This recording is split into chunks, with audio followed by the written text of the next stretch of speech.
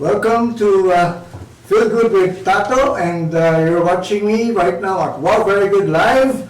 At tayo ay nandito na naman every Tuesday at 6 o'clock p.m.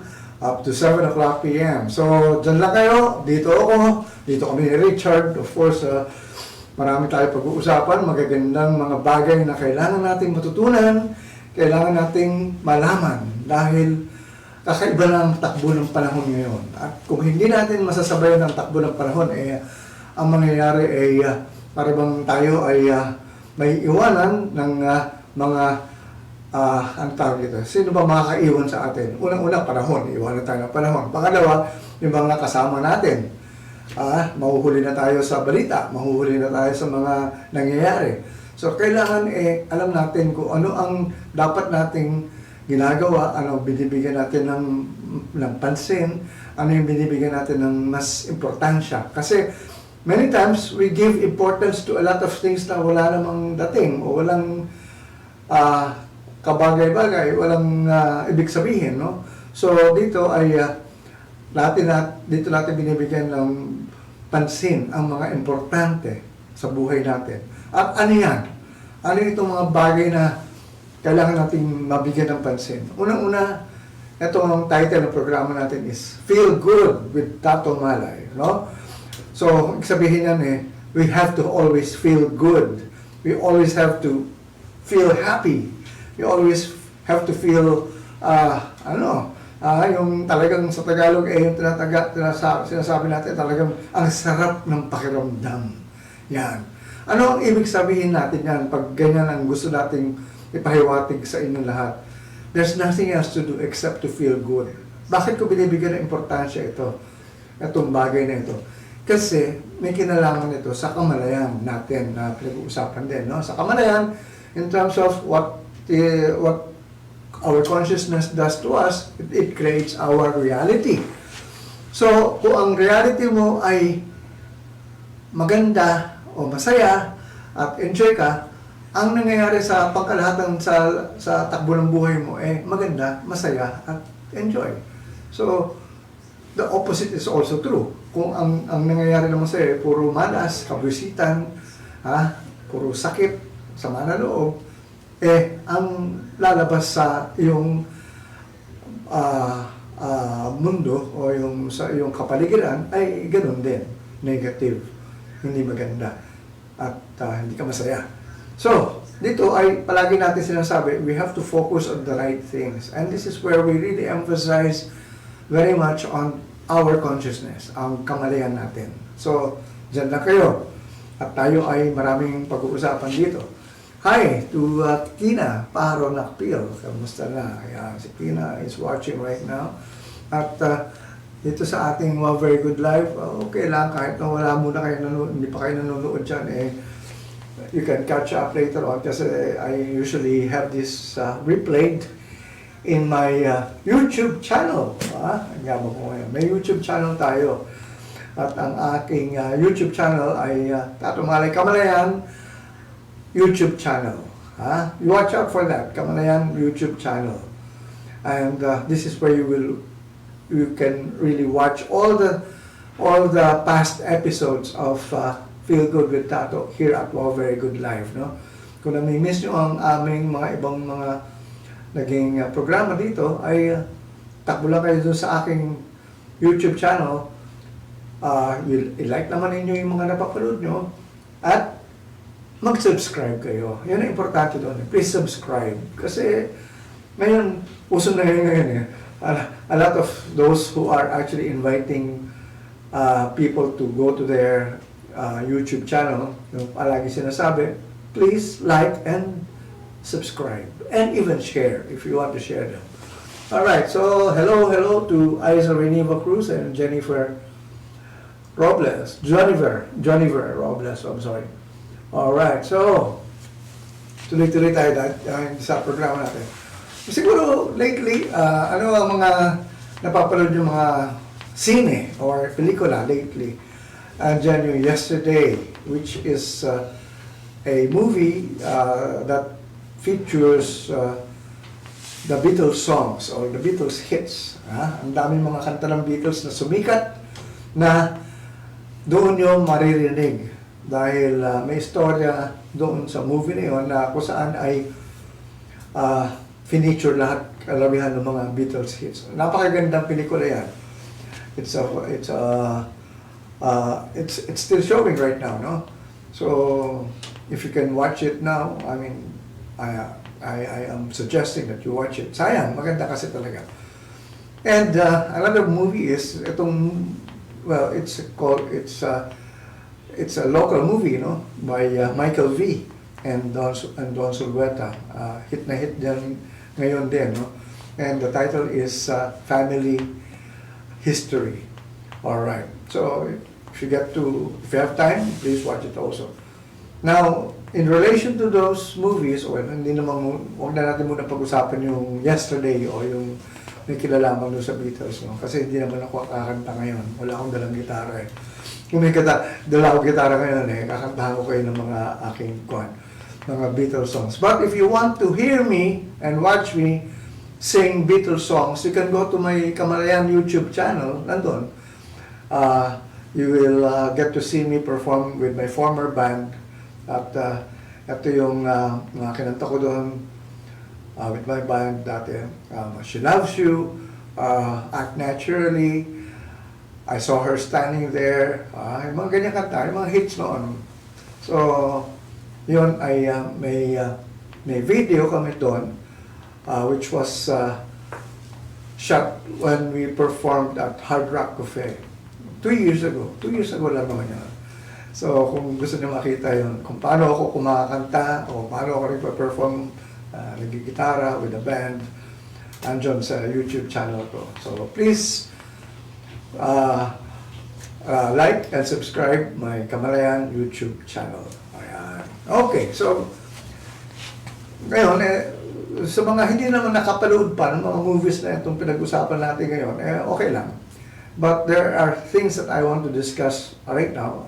I was inspired to talk again about some matters when it comes to relationships. Kasi marami doon sa movie, maganda yung movie, I mean, well-made, very, I would say, relevant in this day and age. Pero meron akong sariling version of that. If I were going to do a movie like that, siguro ito yung mga maririnig yung mga dialogue. Or yung kumaga ito yung mga issues sa pag-uusapan doon. Alright. So, ano ba ang kwan? Oh, by the way, I would like to, Richard, pwede ba ako magsaset ng isang schedule ulit on Tuesday, 7 o'clock p.m., August 23 siguro, meron akong seminar na I call it the Love Workshop. Yan, Love Workshop. Ano yung Love Workshop na yan? This is where I actually discuss how to attract the one you love or yung kung sino yung crush mo. Kung paano mo ma-attract yan. Sabihin nyo, ang yabang nito si Tato Malay. Kala mo naman ganda lalaki nito. Hindi, sa totoo lang, yun na nga, hindi nga ako ganun kaganda lalaki, pero nakaka-attract pa rin tayo. Ang tanong dyan is, paano? Yun ay tuturo ko. So, ito yung mga bagay na kailangan nyo matutunan, no? And dyan sa workshop na yan, matututunan nyo itong tawag ko na, I used to call it divine kulang, pero I changed it now to a love and romance kulang. Yan. Love and romance kulang. Anong ibig sabihin nun? Kasi yung word na kulang para bang, ang dating ano yan, para bang meron ka bang gagawin dyan para tusok-tusokin mo yung di ba kulang. Hindi, walang gano'n, no? But, you know, when I taught this kind of kulang, it's more of a, wag ko na, atin kayo ng workshop ko para malalaman nyo. Pero nung tinuro ko to sa mga estudyante ko sa Assumption noon, mga girls, some of them, lately, sent me messages sa Facebook thanking me for teaching them that divine kulang or yung love and romance kulang yan. Dahil napangasawa na nila yung mga talagang yung love of their lives. Yung love of their life nila, ganyan. So, yun. As a proof, baka mamaya sabihin nyo, akala nyo walang nangyayari. Totoong pwede mangyari yon. At as a proof, you can ask my former students na ito, asawa na nga nila. Yung ginamitan nilang yon. Napakasimple nga eh. Akala nila noong una, paano ba yan? Parang baka hindi naman totoo yan. Sabi ko, subukan nyo. Sinubukan. Basta ganito lang yung gagawin. Ito, may clue. Yun lang nga, gigising kayo ng alas 3 ng madaling araw. Kailangan magyayari lang yung kulang na yan, alas 3 ng madaling araw. Hindi pwedeng at any other time of the day. Kailangan tulog yung gusto nyo kulamin. Kulamin. Baka mamaya natatakot nyo. Hindi yan nakakatakot. Napakasimple lang ito. So, kailangan alas 3 ng madaling araw. Kasi, sabi nga nila is, why 3 o'clock? 3 o'clock kasi is the witching hour, sabi nga nila eh. Kumbaga napakatahimik ng gabi na yan, ng oras na yan, at napakadilim. Yan yung talagang, when the night is so deep, yan ang tatawag nila. So, ang conscience is, yung kulang na yan will only be effective if you do it at that particular time. So kung gusto nyo malaman yan, mag-attend kayo ng aking workshop sa 23 ba? August 23, pakicheck mo ulit, kung yan, Tuesday ba yun? 7 p.m. dito sa GENPC. Kung saan ako dito ngayon, nandito sa aking inalalagyan, dito sa building na ito, tapat ng GMA 7, yan, dito ako gagawin yan. So, August 23, Tuesday, dito tayo. So, if you want to learn that, you know. August or July? Ha? Ano na? No, Friday. Friday ba? August 20. Ano ang August ng Tuesday na? 20. August 20? Baka mali ang year mo, ha? Tignan mo. Anyway, so, basta bahala na. Actually, pinost ko sa Facebook yan, eh. Kaya baka mamaya, alam ko, hindi 20, parang 23 o 32. July 23 is Tuesday, not August. I'm sorry. Hindi, August na. August. It's Friday. Friday? Yeah. Ano ang August Tuesday na? 20. August 20. Okay, August 20. Yeah, I stand corrected. Kasi 31 na bukas eh. Yeah. Tapos na ang July. So hindi pwede July 23. Yeah. So August. Okay, thank you, Richard. Alright, so hi to Angelo de Guzman Malay, pinsan ko yan. Risha, Pensioco, Borlong, Buntongan. Yeah, sorry. Alright, Risha. Hello. And Alejandro Menorca Malay. Pia Clasara. Hello. Lynn Santiago. Yan, mga nanonood sa ating Facebook Live. And who is watching us here in Very Good Live? Si Lance Edward. Hi, Lance. How are you? Hindi na tayo nakikita rito. At si John Patrick Campbell. Okay. So, alright. So, now, what do we have to discuss today? I mean, sabi ko nga, I was inspired to talk about relationships because a lot of people, ito, kumbaga, this will be part of my workshop, no? So, hindi lahat i-discuss ko ngayon. Pero, if you want to have a real stable relationship, kumbaga, gusto mong may forever, yan. This is what you have to do. If you have your partner right now, you have your loved one, na kung saan ay, maganda naman yung takbo ninyo ngayon, pero ano ba ang dapat nyong gawin para manatili na maganda ang relasyon ninyo? Yan. Okay, number 1 is, eto, papakita ko sa mga camera natin. Yan. Understand that the other person is changing. Yan. Understand that the other person is changing. Okay. Ano ang ibig sabihin yan? You have to realize that people change.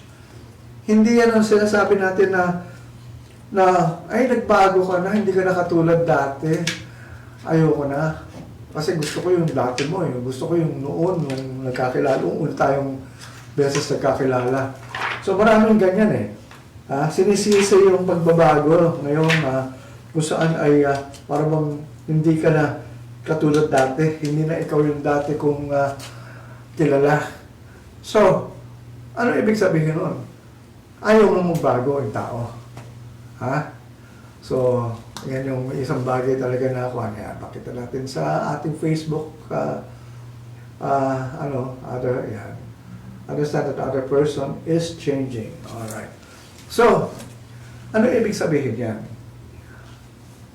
Huwag niyong isipin o huwag niyo ilagay sa utak niyo na ang taong kasama niyo ngayon ay forever na pareho or mananatiling as usual or yung unang pagkakilala niyo na ganun pa rin siya hanggang ngayon.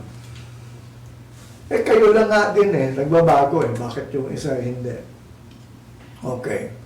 Di ba?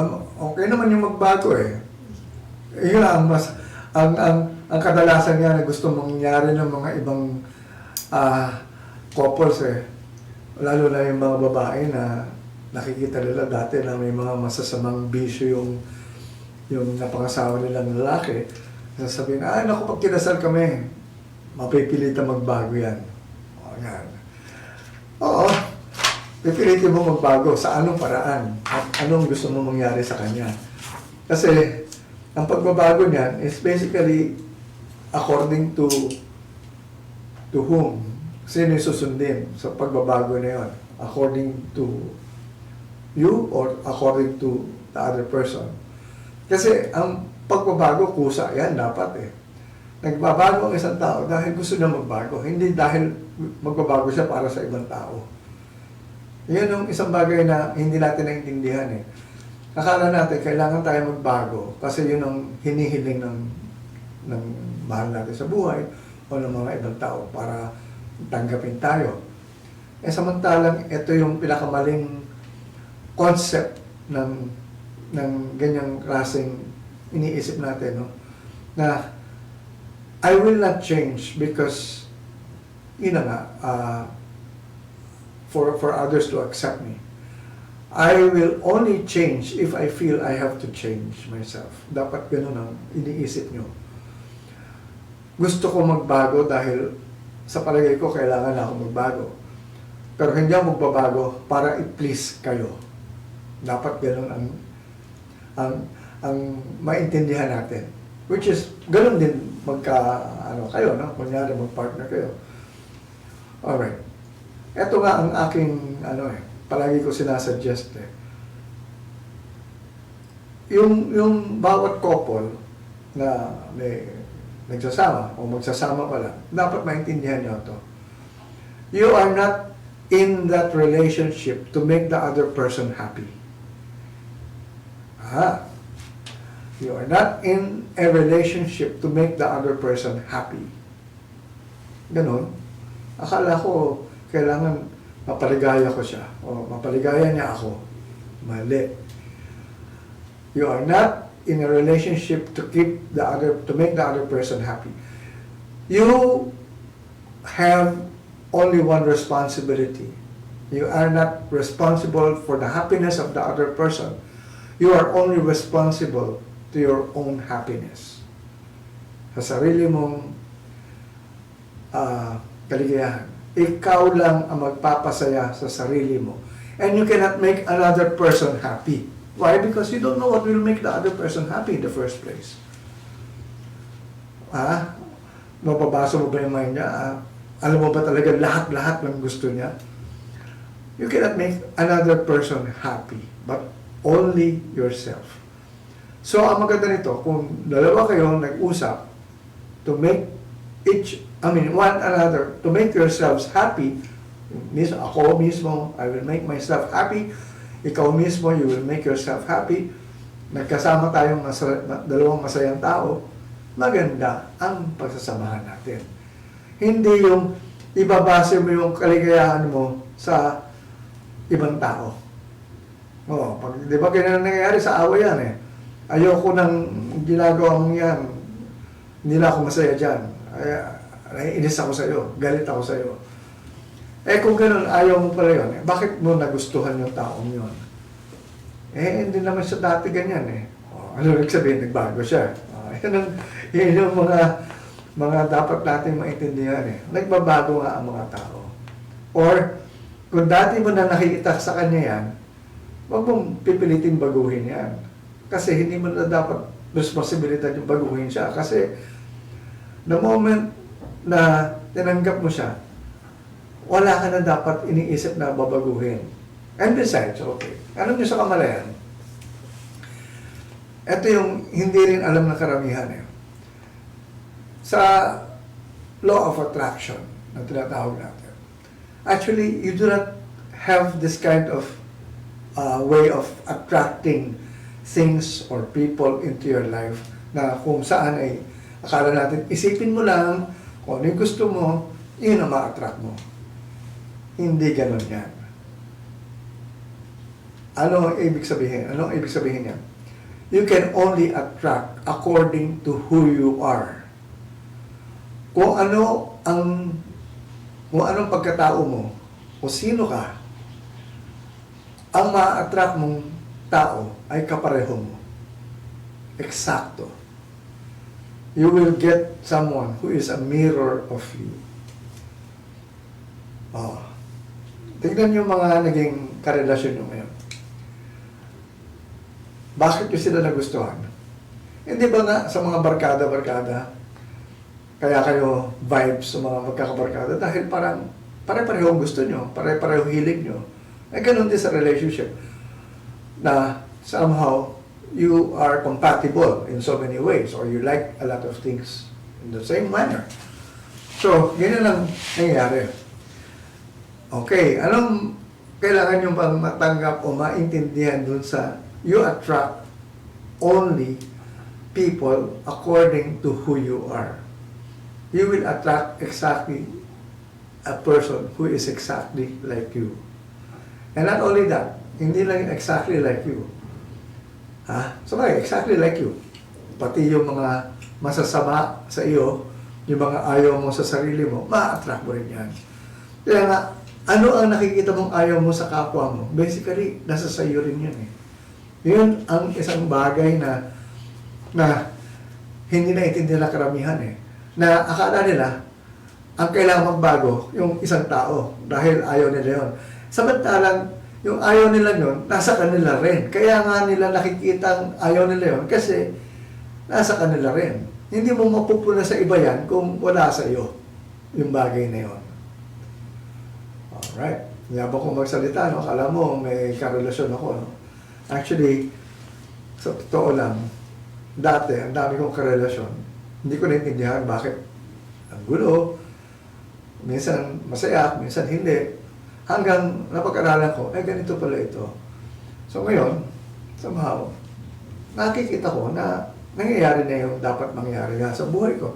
Na-attract ko na yung mga taong na-attract ko na according to who I am. Na kung saan ay ako ay nagiging accepting. Kasi alam ko, na-attract ko ito dahil ako ito Yan. Kaya nga, kung ayaw mo yung na-attract mo yun, ikaw ang magbabago. If you want to attract a king, you have to be a queen. You want to attract someone who is intelligent, kailangan intelligente ka rin. Kahit pa paano, kailangan nagmamatch kayo Hindi naman exactly the same kind of intelligence, but basically intelligent in so many ways din. So, yan ang isang bagay na kailangan natin nakikita. Nagbabago tayo, nagbabago rin yung kapwa. Kaya nga, accept the fact that the other person is also changing. So, kung nag-change siya, ano siya? Saan siya nag-change? Kapareho mo pa rin ba? Kasabay kayo nag-change? Yun na nga ang kailangan nyo maintindihan Kapag nag-change siya, at hindi ka nag-change, hindi kayo nagsabay na magbago, may iwan yung isa. At then, nagsisimula ang karamihan ng away. Hindi ba kadalasan, kung yung asawa nagtatrabaho, nasa labas palagi, yung misis palagi nasa bahay, ay iwan. So, ang daming pagbabago na nangyayari dun sa mister. habang nasa labas siya. So, kumaga, itong si Mrs. naman ay nasa bahay lang, naiiwan. Ito, pag nag-umuwi, kadalasan wala silang mapag-usapan dahil magkaiba yung mga experiences sila, no? Unless, they share what happened to them. Or somehow parang they would just report exactly as to what happened to them, ganyan. At kumbaga parang okay, na-share niya yung nangyari sa kanya, ikaw na rin na-share mo. Tapos, gano'n lang. Nag-usap kayo about what happened. Okay, so basically, gano'n ang takbo ng ating buhay. Sa isang relationship. Understand that the other person is changing. Alright. So, okay. So, susunod anong tawag dito? Ano ang kailangan nating makitang pagbabago? Isa pa, I'm just looking for my here so that I will not miss anything here. Okay, well, we are happy. Alright. Okay. Susunod, yun na nga, medyo may kinalaman na ito doon sa binanggit ko nung huli. Kasi nga, yung isang, kunyari, yung mister, lumalabas, nagkakaroon siya ng mga panibagong pananaw o panibagong insights. Yeah. So, understand that the other person is gaining new insights. Yan ang dapat natin maintindihan. Understand that the other person is gaining new insights. Oops, mali ang spelling ko. Tama. Kala ko mali ang spelling ko. Is gaining new insights. Alright. Ano ibig sabihin? Understand that the other person is changing because of what that person is learning.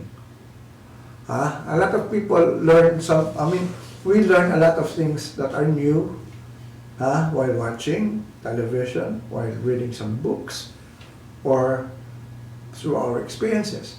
So we gain new insights because of what we have experienced, or what we have learned, or what we have studied.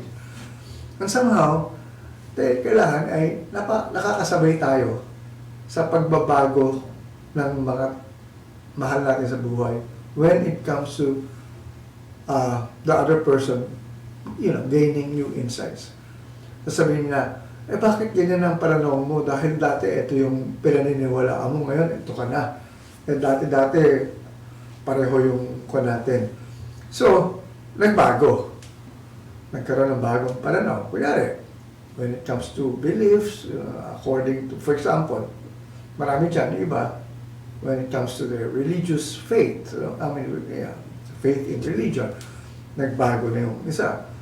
Dati, magkasama sila sa isang simbahan. Ngayon, parang ayaw na magkatid ng isa doon sa dati. Gusto na iba ng paniniwala niya. So, nagkaroon siya ng bagong insight. Anong gagawin mo ngayon? Sasabihin mo, hindi, kailangan doon ka pa rin sa dati. Huwag kang magbabago kasi yan yung inumpisahan natin na kusa tayo nagsama. Kung hindi na nga siya masaya doon, at nagbago na nga, anong gagawin mo? Pipilitin mo pa rin na kailangan ay magbago pa rin siya. Kailangan huwag niyang gawin yung ginagawa niya ngayon. So, that is another way of saying na you cannot change. Yeah. But if you will, gain this new insight, we have to understand that the other person is really changing and learning something else. Hindi mo pwede sabihin na kailangan wala ka nang baguhin sa sarili mo or wala ka nang dapat matutunan na bago. Kasi ito yung isang bagay na hindi pwedeng mangyari. Kasi araw-araw may mga bagong nangyayari sa ating buhay. And we get to learn these new things by, experiences, or through studies, or through watching uh, movies, or even sa media, sa television. So, ito ay isang bagay na kailangan maintindihan natin. You have to talk about it. You have to share it. Kung ano man yung mga nagbabago na sa'yo. Hindi mo pwede sabihin na, wala na akong pakialam sa kanya, basta ako, ito na yung paniniwala ko na siya, saka gano'n. Somehow, you'll not anymore understand each other. You'll become strangers. Yan ang mangyayari. Kapag hindi kayo nag-share as to what you have been learning, what you've been gaining in terms of your new insights. So, dapat sinishare pa rin ninyo yan. Whether kung tanggapin man o hindi, dapat ka tinatanggap palagi. Kasi hindi pwedeng sabihin na, wag mong paniwalaan yan, o wag mong isipin yan, wag kang ganyan, o wag kang magbago sa ganyang pamamaraan. The mere fact that you have no control over the other person, we cannot really say, we cannot really do what we want them to do. No? So, yan isang bagay na pinag-aawayan palagi. So, gaining new insights. Kasi, hindi pwedeng manatiling hanggang dun level, sa ganun level lang yung partner mo, o ikaw mismo. Mabobore ka eh. Kasi sasabihin mo, bakit ganito lang ang buhay ko? Parehong ganito lang ang takbo. 5 years ago, ganito na ako. Later on, 5 years after, ganito pa rin ako. So gusto mo magbago ang takbo. So kailangan, meron kang new insights in terms of new learnings, new beliefs, new way of understanding what is happening. So yan yung mga bagay na kailangan nating naintindihan, na tinatanggap natin. At ine-encourage pa natin at sinusuportahan. At kapag hindi nyo naintindihan yan, at nainggit kayo, o nainis kayo, at nagalit kayo, chances are, you will not really see eye to eye anymore. You will more of separate from each other. So, yan ang aking nais i-share. Again, for my Facebook live audience, baliktad, no? Kanina, ngayon, understand that the other person is gaining new insights. Alright. So, ano tayo ngayon? Takbo tayo ngayon sa... May questions ba kayo? Kasi, ayoko yung salita lang ako ng salita rito at nakikita ko naman nanonood kayo at sana ay nagpa-participate kayo, no? Alright, Benjamin Uy is watching. Vanessa Bihil is watching. Milet Shervo, Fortaleza Hauriga from Baguio City is watching. Je Espartero is watching. Aleph John Servo, hello. Len Dante Clarinho is watching. Philip Imperial Impo is watching. Ayan. Okay, so sa ating okay, walang pagbabago sa Very Good Live. Okay, now, ang tanong dyan is, gusto ba rin ito pinag-uusapan natin, or you might want to change my, ayoko lang baguhin kasi naumpisahan ko na. Tsaka, this is what I prepared for today. As a matter of fact, I had wanted to talk about this thing again and again kasi ang dami natin mga couples na talagang who would want to learn more about these things that we are talking about. Kasi what they have learned in the past is they were taught that we have to serve others, make other people happy, be subservient. Okay naman yun. Walang problema doon. Kaya lang, what about you? How can you now make yourself happy as well? And this is something na tinuturo ko nga, no? Na sabi ko nga, wala akong pakialam sa happiness mo, wala ka rin pakialam sa happiness ko. Ako lang ang magpapasaya sa sarili ko, ikaw rin ang magpapasaya sa sarili mo. So kung ano man yung mga bagay na yan, gawin mo para maging masaya ka. At gagawin ko rin yung mga bagay na magpapasaya sa akin. So that pag nagsama tayo, para tayong masaya. Diba ganun dapat eh. Kaya tinuro sa atin eh, hindi, kailangan paligayahin mo yung kapwa mo. Eh ikaw, nakalimutan mo sarili mo. Hindi mo na ginagawa yung mga bagay na magpapaligaya sa iyo. Hindi mo na nagugustuhan yung sarili mo dahil naiinggit ka na sa ibang tao na masaya, tapos ikaw ay hindi. As a matter of fact, may question nga sila eh. Ano ba mas gusto mo? Ikaw ang minamahal o ikaw ang nagmamahal? Yan, magandang tanong yan eh. Ikaw ang nagmamahal o ikaw ang minamahal? Marami nagsasabi, gusto ko ako yung minamahal. Kasi nga naman, syempre, ikaw ang binibigyan ng favors, ikaw ang inaalalayan, ikaw yung binibigyan ng importansya. Ganyan. Alright. You know, love, the way love, how love works is this. Well, love is what? Ano kung talaga tutuusin mo? Ano ba talaga ang function ng love sa buhay natin? When you say, I want to love others, what do we really mean by that? When we say, I have to love others, not only I want to love others, but I have to love people. No problem with that. Because we are made out of love. God is love. And if you are not in alignment with God, who is love, we are now separated from that love. So if you're separated from love, what happens? You have fear, hatred, loneliness. Ayan ang mga bagay na iiral sa buhay mo dahil you're not in love or you're not loving at the moment. But the moment you are a loving person, you know, a loving person understands a lot of things, is so generous. As a matter of fact, sa Bible, ang haba nun, ang dami yun. If you will enumerate all those things. But what is important is, when we love, di ba tayo ang masaya? Kaysa yung taong, oo, minamahal nga siya, pero yung taong minamahal, hindi naman niya minamahal yung nagbibigay ng pagmamahal sa kanya. The only person who is happy is the one loving, actually. Although yung isa, sasabihin niya, ay, okay lang, at least ako binibigyan na ng attention, ako yung binibigyan ng mga regalo, ako yung binibigyan ng pansin, na kung saan yung oras niya ay binibigyan sa akin.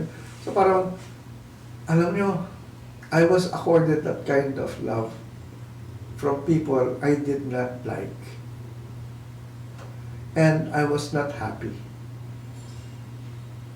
Naiinggit ako sa kanila. Sabi ko, sana ganyan din ako. Sana ako yung nagbibigay ng pagmamahal. Kasi alam ko, ang masayang tao yung nagbibigay ng pagmamahal. The thing here is, ito yung nangyari. Ito yung nangyayari sa atin. We were taught how to love others. And we were not taught how to love ourselves. Kumbaga, in passing lang yung ourselves. Para bang, love your neighbors. Nawala yung ask thyself. Dapat ang importansya nga you have to first love yourself. Because you cannot love another person unless you have love in your life. Love in yourself first. So, yun ang isang bagay na kailangan natin maintindihan. Alright. So, ito na yung susunod.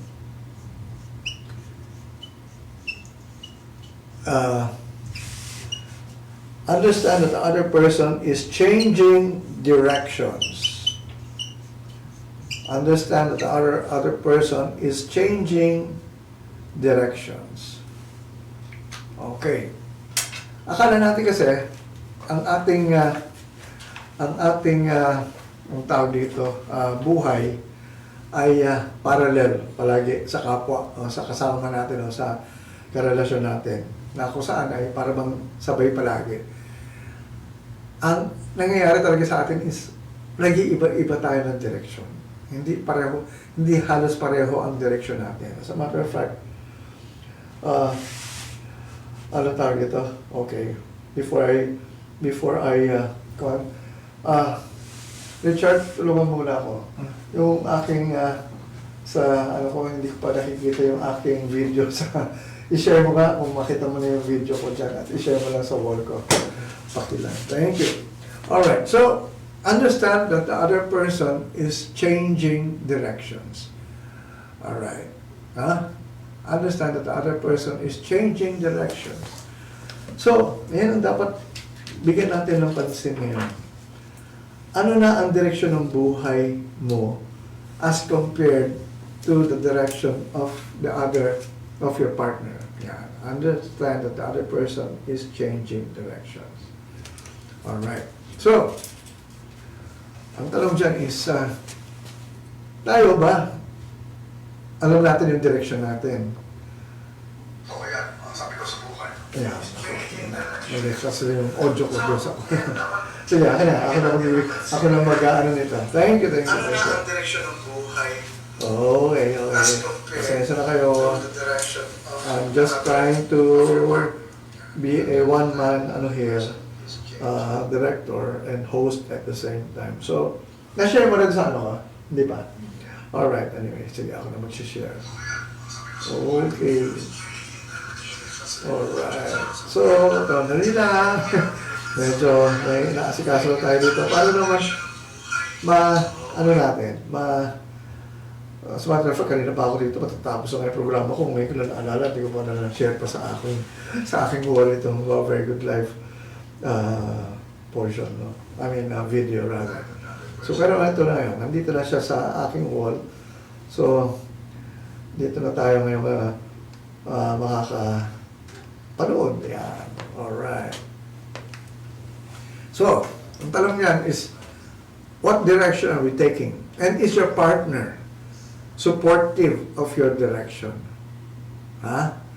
Okay, for example na lang, anong direction mga plano niyo sa buhay. Ano ang mga bagay na ginagawa ninyo na halos okay, at this point, meron kayong pinag-usapan na ito. Pero meron ba kayong mga plano na at this point in time, hindi kayo pareho o salungat sa plano mo, yung plano niya. Like for example, if one partner wants to go abroad, ikaw ay ayaw mo siya paalisin, ayan. That is one example of this kind of topic now that we're talking about here, changing directions. Nagbabago ng isang tao na gusto niya mangyari, ito. Samantalang yung isa ay gustong itong direction niya. And that's being literal about it. But that is exactly the best way to explain this. No? Dapat, kung ano ang direksyon ng kapwa mo, mahal mo sa buhay, suportahan mo. Huwag mong babaguhin. Huwag mo sasabihin, hindi, ayoko yan. Hindi, iba na yan eh. Hindi na yung pinag-usapan natin eh. Hindi na yan yung gusto ko eh. Kung sabihin niya, eto na yung gusto ko eh. Pag gumano na siya, ano ang gagawin mo? Dapat maintindihan natin saan lang gagaling nun. Many of the problems that we always encounter in terms of this relationship issues is that we never get to talk about what would make us happy. Kunyari, okay, in your love life, in your sex life, if we go more intimate, kasabihin nyo masyado akong santo rito. Hindi ako santo. I can't talk about these things because basically, wala sa aking bawal dito. No? Sa love making nyo, ang tanong dyan is, pinag-uusapan ba nyo kung ano yung magpapasaya sa'yo at kailangan yun ang gawin niya para sa'yo or alam niya dapat na ito ang pag ginawa mo ito sa akin, masaya ako. Ganon din ikaw. Ano yung gusto niya? Ano yung magpapasaya sa kanya? Have you discussed that? Or wala lang. Pag nag-ano kayo tapos na, para bang wala. Parang walang nangyari. Hindi, may isang taong hindi masaya, may isang taong masaya, or pareho hindi masaya. Depende. So, basically, napag-uusapan ba ninyo ang bawat bagay sa buhay nyo? Ano yung mga under sa utak nyo? Ha? Dinidiscuss ba nyo? O mas open kayo sa barkada? Kadalasan mas open tayo sa mga barkada kaysa sa ano natin sa asawa natin Ang tanong dyan is, bakit ganon?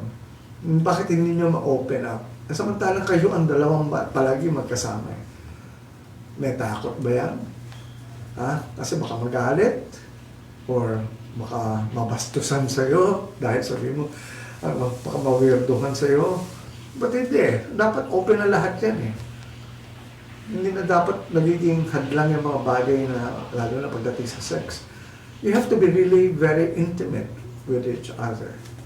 Walang tinatago. Walang agenda na hindi alam ng isa. Dapat alam.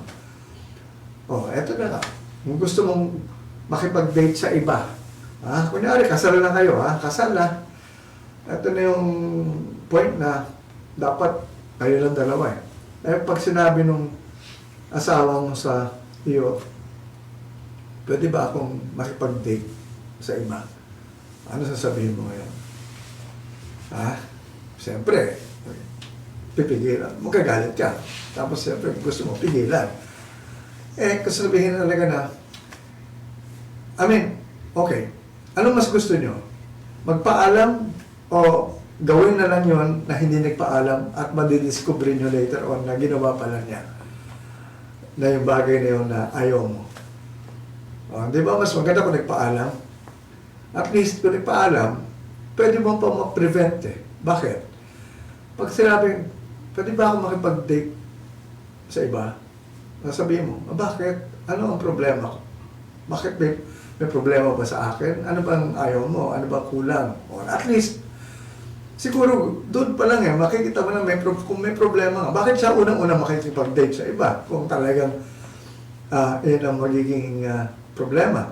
Bakit siya maglilihim na makipag-date sa iba? Ibig sabihin, merong kakulangan sa isang relasyon. Merong hindi kayo nagkakatugma sa nangyayari sa inyong relasyon. So, ang tanong dyan is, nag-uusap ba kayo? Pinag-uusapan pa ninyo talaga lahat-lahat? Are you that open to each other? Kasi kung hindi, chances are, mapupunta nga sa iba ang mga mahal nyo sa buhay. Dahil they would actually look for comfort or for ang tawag dito, mas yung understanding sa ibang tao. Dapat hindi nangyayari yun. Dapat sa inyo nga nagmumula yung ganung pang-unawa. Kaya lang, kung hindi mo na siya maunawaan, mas nauunawaan siya ng ibang tao, at doon na nga nagkakaroon ng problema. So, ayan ang mga bagay na kailangan nating pag-usapan. Are you understanding that the other person, do you understand that the other person is changing directions for that matter?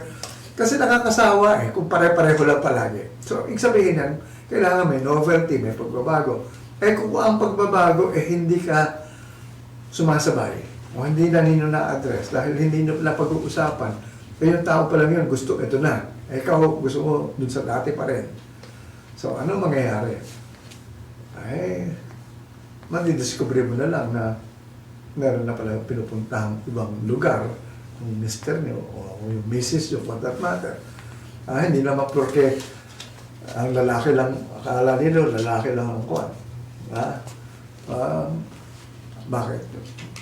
Hindi, ang babae ba, hindi kayang gawin yung ginagawa ng mga lalaki?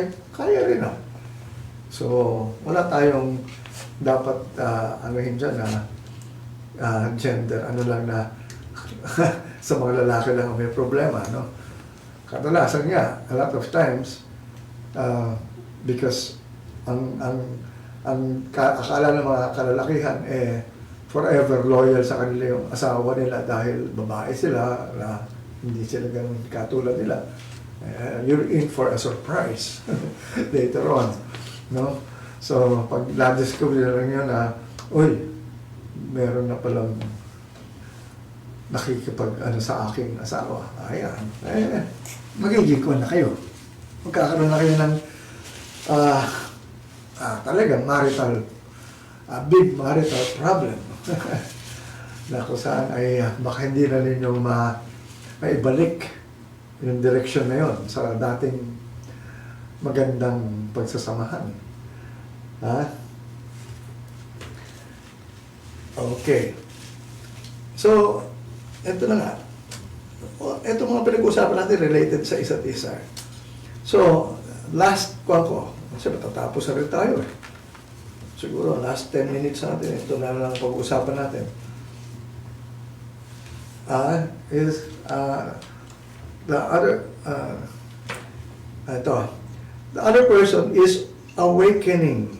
Ito na yun eh. Yung kanina, lead in yung last example ko, leading na ito dito eh, to new needs. Lahat tayo may mga pangangailangan. At yung mga pangangailangan natin noon, ito ay nagbabago. Hindi forever kung ano yung dati nakagisnan, yung pa rin. So understand that the other person is awakening to new needs. So we have to be able to understand that my partner is awakening to something else. Tumatanda tayo, we are growing, we are developing, we are experiencing a lot of things na kung saan ay, yun na nga, nagbabago na yung mga pangangailangan natin. Ano mga bagay na yan? Yung mga, katulad na lang, pagdating sa sex ulit. Imagine having that kind of position. Kung yung sexual position nyo, palaging ganun na rin from your honeymoon up to 20 years after, ganun pa rin ang style nyo, isa lang ang style nyo. Siguro nakakasawa kayo talaga. So, I'm just really shocking you, no? So, yan. Understand that the other person is awakening to new needs. Yan. Alright, so, yan ang ating siguro magiging last one for this night. No? Ano yung mga new needs na yan? Kasi hindi pwede sabihin mong hindi nagbabago nga ang mga pangangailangan natin eh. Lahat tayo may mga bagong pangangailangan. Mga bagong makakahiligan. Yung mga bagong may enjoy. So, we have to keep on experimenting. We have to keep on finding out what would truly make us happy. Na kung saan ay never-ending yan eh. Akala natin, ito lang yun eh. Kilala ko na yan. O alam ko na yung gusto ko. Actually, hindi natin alam. The moment you open the internet, ang dami mong makikita ron na bagong ideas, bagong mga concepts na kung saan ay parang, uy, sarap subukan ito Bakit hindi natin subukan? Kaso sasabihin mo, ay, kakahiya parang para sa bata lang yan. Hindi na tayo bata yan, mga magbibigay ng problema. So, ang tanong dyan is, bakit natin gagawin na para bang tayo ay mananatili na gano'n na lang, na hindi na tayo nagbabago. Kung saan ay nakita natin na ang mundo ay talagang grabe ang pagbabago. Tapos tayo ay nananatiling pareho. Hindi na pwede yan. So, ang tanong ko sa inyo is, ano ang dapat nyong bigyan ng atensyon ngayon? Ano yung mga new needs natin? Like for example, 10 years ago, alright, iba yung mga pangangailangan natin, iba yung mga gusto natin magawa, mangyari o makamit. 10 years after, ngayon, ano na yun? Masabi mo, simple na lang buhay ko. Alright, actually, ganito lang yan. The moment we stop thinking of what we want to do na bago or na something new, dyan ka na magkakaroon ng talagang masasabi natin crisis sa buhay mo.